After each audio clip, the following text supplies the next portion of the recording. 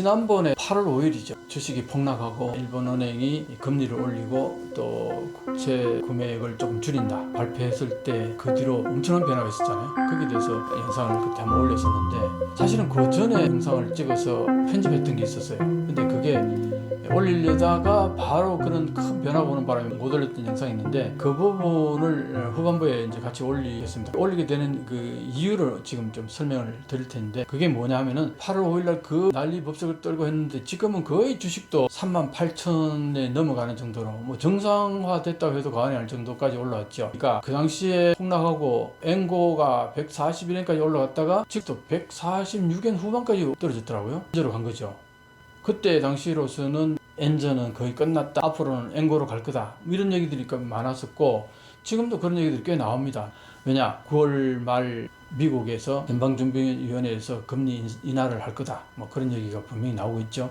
거기에다가 또 일본 금리를 또 올릴 거다. 이런 얘기도 또 기사가 하나씩 뜨는 것 같아요. 근데 사실은 그게 8월 5일날 그렇게 폭락하고 난 다음에 8월 7일날 일본의 부총재가 아주 당황하면서 앞으로 금리 올리는 거는 면밀히 주시해서 자제하겠다 뭐 그런 올리지 않겠다 뭐 그런 얘기했죠. 그렇게까지 얘기를 했는데 최근에 보니까 다시 뭐 기사들에는 일본은행 총재는 또 올리겠다 뭐 이런 얘기가 나오는데 이게 과연 가능한가 그런 얘기들에 대해서 좀 얘기를 나눌까 합니다. 네, 방금 말씀해주신 것처럼 저번에 이제 8월 초에 엔고 그리고 주식 폭락 그리고 다시 회복세를 보이면서 정말 왔다 갔다 하고 있죠. 엄청난 변화가 생긴 네, 거잖아요. 그래서 그 이후에 네. 지금 현재 동향이라든지 앞으로는 또 어떻게 될 것 같은지에 대해서도 한번 설명을 해주시면 좋을 것 같거든요. 네, 그래요. 지금 당장에 뭐가 초점이 될 수 있느냐면은 시장이면 엔고로 가야 되는 거 아니에요? 어제 오늘 보니까 146엔 후반까지 갔어요. 그럼 슬금슬금 다시 또 이렇게 올라간다는 거 아닙니까? 엔저로. 이걸 이제 좀 볼 필요가 있겠는데 금리 차원에서 본다면은 그동안 엔저가 됐던 그 이유가 달러는 금리가 높고 일본은 금리가 낮았기 때문에 이 금리 차로 인해서 엔 캐리 트레이드 해가지고 엔은 팔아버리고 달러를 사고 이 물결이 너무나 도도하기 때문에 엔저로 갔다. 이렇게 이제 얘기했잖아요. 근데 거기에 대한 변화가 이제 생긴 거 아닙니까?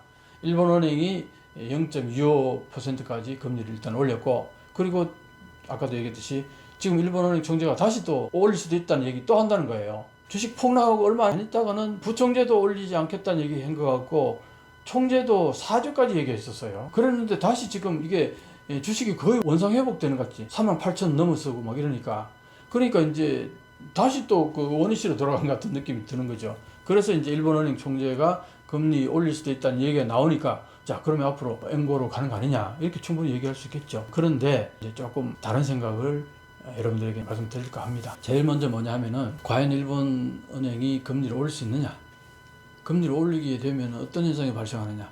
지금까지 거의 금리 없는 세상을 30년 가까이 살아오던 일본 사회 전체가 패러다임이 바뀌는 거예요.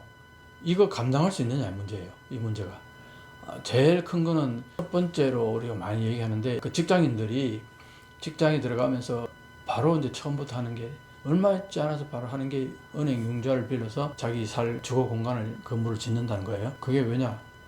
일본은 전세가 없잖아요.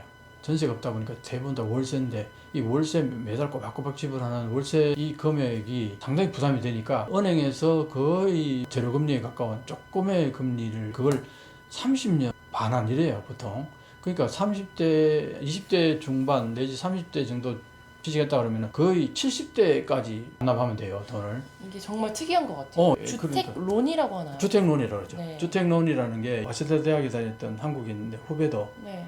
일본에서 직장 다니는데 어느 날 갔더니 집이 너무 근사한 거야.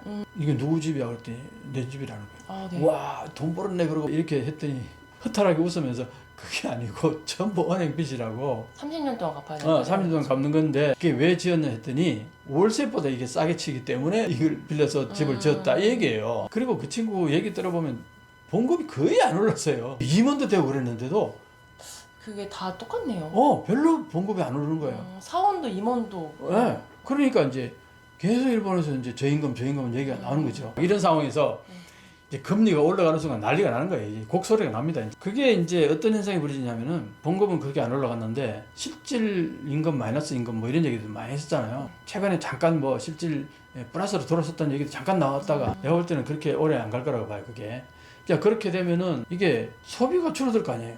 그렇죠. 변제해야 될 돈이 더 많아지게 되면 소비가 줄어들 수밖에 없잖아. 지금 일본이 물론 물가는 올라가지만 그렇다고 해서 경제 규모가 GDP가 막 늘어나냐면 그건 아니란 말이에요. 네. 이런 상태에서 다시 그렇게 소비가 줄어들게 되면은 디플레이로 갈 가능성이 상당히 농후한 거예요. 네. 그렇게 되면은 물가는 올라가고 디플레이션 되면 이게 스태그플레이션이에요. 스태그플레이션. 스태그플레이션 이게 가장 안 좋은 거예요. 일본이 그럴 가능성이 농하다는 거예요. 네. 이게 금리가 올라가는 순간. 자, 이런데 지금 0.25에서 또 0.5로 올리고 그 다음에 1%를 올린다. 네. 그게 가능하겠느냐? 이 문제가 있고 네. 또 하나는 1% 금리를 올리는 순간요. 지금 단기금리 얘기예요, 이게. 지금 0.25 올린 건 단기금리 얘기입니다. 장기금리가 아니고. 네. 단기금리는 지금 당장 이자를 줘야 되는 거예요. 그래서 1% 올리는 순간 일본은 지금 총재 말고 그 앞에 구로다 총재 밑에 그 부총재가 있었어요. 그 부총재가 국회에서 답변할 때 후지마키 다케시라는 국회의원 내가 늘 얘기하는 그분이 질의를 했어요. 지금 현재 일본은행이 안고 있는 국채가 엄청난데 여기에 만약 금리를 1% 올리면은 일본은행이 지불해야 될 이자손, 네. 이자를 지불하는 걸로 인해 생기는 손실, 네. 이게 얼마 정도냐 물었더니요. 29조에 금리 1% 올리면 너무 많네요. 어마어마하죠. 네. 일본은행 자산이 지난번에 3월 말에 이제 그 환산을 해보니까 일본은행이 가지고 있는 주식이 많아요. 본래 중앙은행은 주식이라든가 네. 채권이라든가 이런 거 많이 쌓여있으면 안 돼요. 그런데 일본은행은 엄청나게 쌓여있는 거야. 네. 어느 정도냐? 37조 원이었어. 37조 원.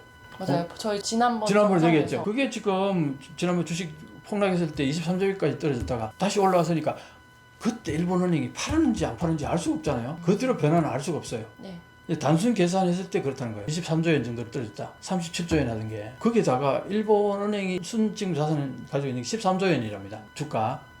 그 다음에 순자산하고 합하니까 37조, 13조일 때는 50조 원이었는데 이게 23조, 13조면 26조 원이잖아요. 네. 50조에서 팍 떨어졌죠. 또 한 9조 원 정도, 10조 원 정도는 지금 현재 안고 있는 국채 이자가 계속 돌아오잖아요. 그게 매달 돌아오는 게 한 6조 원, 7조 원 정도 네. 돌아온답니다. 그러면 거기에다 이자 지불해야 되는 이 돈이 1년에 딱 해보니까 한 9조 원, 10조 원 가까이 되는 거예요. 네. 그러면 그건 빼야 될 거 아니야. 일본은행이 안고 있는 자산에서 그건 빼야 되니까 네. 자 23조 원에서 주식이 좀 더 올라갔다고 치면은 37조 원에서 23조 원이 떨어졌다가 한 60-70% 올라갔다 칩시다. 그러면 한 30조 원 정도로 봅시다. 네. 그럼 30조 원하고 13조 원하고 43조 원의 자산을 가지고 있는데 장기 국채 이자 지불해야 될 게 한 10조 원 정도 빠지면은 어때? 33조요? 그렇죠. 네. 그렇게 되는 거죠. 근데 거기에서 지금 1% 올라오면 얼마? 29조 원 빠져나간다 그랬죠. 너무 그럼 이제 바닥이요. 가지고 있는 자산이 간당간당해지는 거잖아요. 문제는 뭐냐 하니까 7월 30일 날 일본은행이 금리 올린 거 외에 또 뭐 하나 있었죠. 국채를 덜 사겠다 그랬잖아요. 한 달에 6조 원씩 사던 국채를 1, 4분기, 2, 4분기, 3, 4분기, 4, 4분기 이렇게 해서 그 4, 4분기별로 4천억 원씩 줄여나가겠다. 네. 그 정부가 찍어내는 국채를 6조 원씩 일본은행이 그냥 사들였는데 4천억 원 정도는 덜 사겠다는 거 아니에요. 그럼 석 달 지나면은 6조에서 5조 6천억 원, 또 3개월 지나면 5조 2천억 원 이렇게 쭉쭉 줄여나간다 그랬잖아요. 자, 그렇게 되면은 이 일본은행이 안 사게 되는 이 국채 누가 살 거냐? 이 문제가 있는 거예요. 네. 이 4천억 원어치 이 국채를 시장에서 잘 안 사잖아요. 그러면요, 이게 이자율이 폭등을 해요. 그래서 이게 만약에 어느 정도 가면 살 것 같냐고 시장이 물었더니 1.5% 정도 되면 아마 시장에서 이 국채를 살 것 같다. 그러면 지금 현재 0.73인가 그렇더라고요. 장기 국채가 10년 만기 장기 국채가 시장에는 1.5 정도 돼야지 살 것 같다 그러잖아요. 그럼 여기 차이가 얼마야? 그 0.7 넘어가죠. 네. 0.73에서 0.8 가까이 된다고.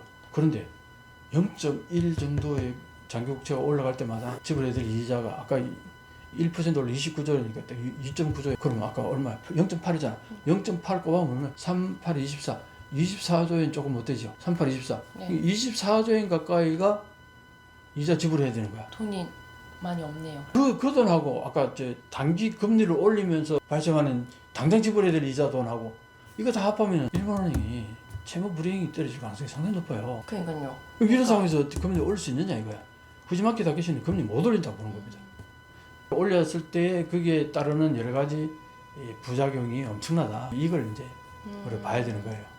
그러니까 결국에는 저번에 말씀하신 것과 같이 일본이 채무 불이행이 될 수 있기 때문에 금리를 쉽게 못 올린다. 못 올린다. 그죠? 그거 있죠. 네. 또 하나는 지난번 내가 영상을 찍었다가 결국 못 올렸던 네. 그 영상이 뭐냐니까 일본이 기본적으로 지금 무역 수지에 있어가지고 계속 적자가 난다는 거예요. 네. 그러니까 경상수지 전체를 보게 되면은 경상수지 전체에서는 흑자이긴 한데 조금 더 세부적으로 들어가 보면은 N제로 갈 수밖에 없는 구조화가 지금 진행되고 있다 이 얘기예요. 그 얘기를 내가 그때 영상에서 설명했는데 간단하게 요약하면 이거예요. 일본이 경상수지 흑자가 이렇게 많이 나는 이유는 해외 자본에서 벌어들인 돈이 많다는 거예요.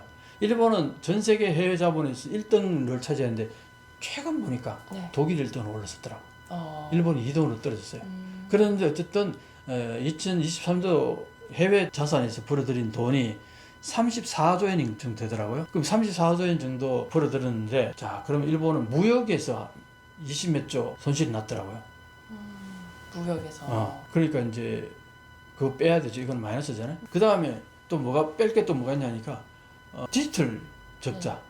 이 얘기는 계속 해왔잖아요. 예를 들어서 이런 OTT라든지 여러 가지 디지털에 쓸 돈들을 지불을 해야 그렇죠. 되니까는. 일본에는 플랫폼도 없고 이 디지털 지금 일본 사회가 아날로그 사회라는 걸 이제 이게 폐해가 있다, 문제가 있다. 그래서 디지털 사회로 변신하려고 노력을 하고 있어요. 노력하면 할수록 이 디지털 적자는 커지는 거야. 디지털은 대부분이 미국의 가팜이라든가, 그죠? 구글, 뭐 마이크로소프트, 그 다음에 뭐 이런 이제 대형 그 디지털 회사에 클라우드를 사용한다거나 사용료를 준다거나 아니면 거기에서 여러 가지 이제 음악이라든가 스트림이라든가 이런 거 사용료 지불하는 거고, 그 다음에 또 자문을 받는다는 거예요. 디지털화로 가기 위해서. 기업들도 자문받고 일본 정부도 자문받고 거기에서 나가는 돈이 미국 기업에게 지불하는 돈은 달러로 줘야 될 거 아니에요. 그러니까 이게 빠져나가는 돈이 꽤 크군요. 근데 이게 어느 정도 커지냐? 2030년 정도 되면은 일본이 에너지 어때요? 전부 수입해 오죠. 대부분 거의 99% 수입해 들어오는데 그게 지불하는 금액 이상으로 디지털 사용료를 지불한다는 거예요. 타격이 크네요. 타격이 엄청 크죠.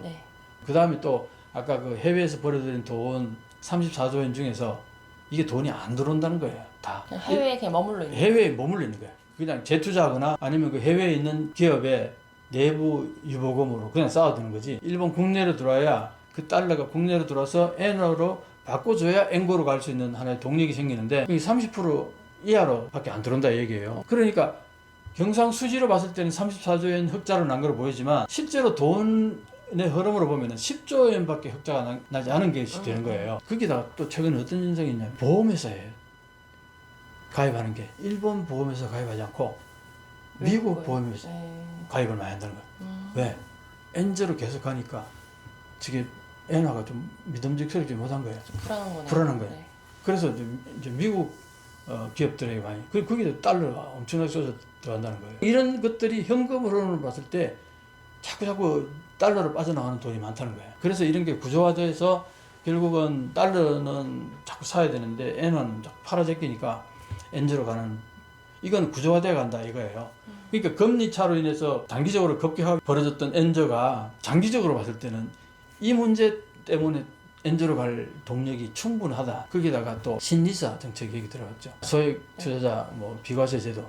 그것 때문에 이번에요 난리가 났었어요. 원래 들어가지고 기시다 총리가 주식 가격이 올라가는데 일반 국민들의 삶하고는 관계가 없었단 말이에요. 그동안 장롱 속에 돈 넣어뒀던 거 주식에 올라가니까 돈 좀 버시라고 그걸 장려해 준 거예요. 그게 신리사 정책인 거예요.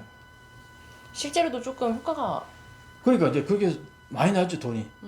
장롱 속에 묻혀있던 돈들이 6조 정도 나왔다는 얘기도 있고 뭐 그러더라고요. 그런데 문제는 뭐냐니까 여기에 나온 돈이 어디로 가냐, 신탁에다 맡기면은 이 신탁에서 미국 주식을 산다는 거예요. 60% 이상으로. 그럼 그게 또 달러가 빠져나가는 거잖아. 그 이 신리사 정책도 상당히 규모가 큰데 이건 현금 흐름에 있어서 왜 엔저로 갔냐, 이 구조화된 그걸 분석한 과정 속에서 나오는 거예요. 디지털 적자, 그 다음에 해외 직접 투자해서 벌었던 돈이 국내로 다 안 들어온다. 그 다음에 무역 적자가 계속 난다.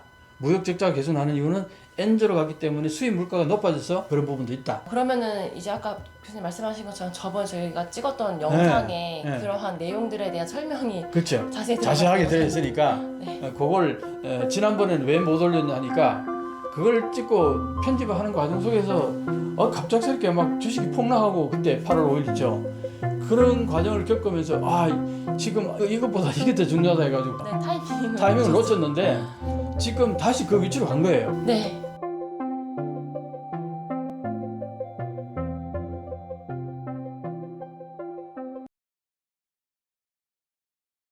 오늘은요 그동안